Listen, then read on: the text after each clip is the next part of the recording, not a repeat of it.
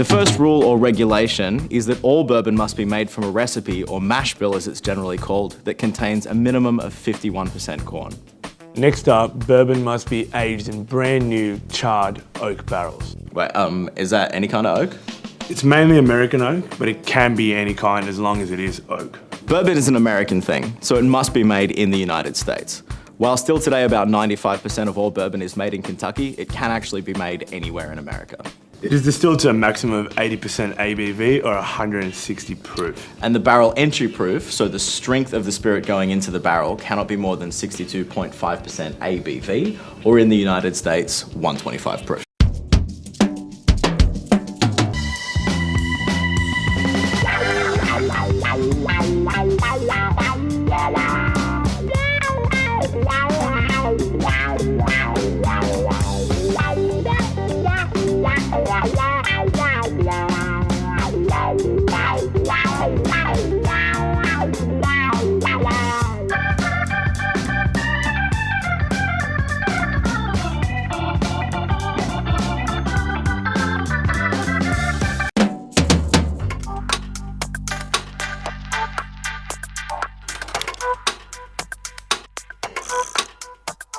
Should we go into a little bit and explain what proof actually is? Good idea.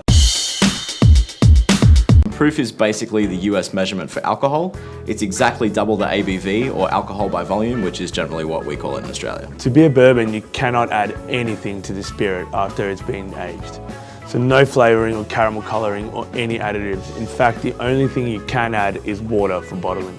And while we're on the subject of bottling, bourbon has to be bottled at no less than 80 proof or 40% ABV, in the US at least. Otherwise it's called diluted.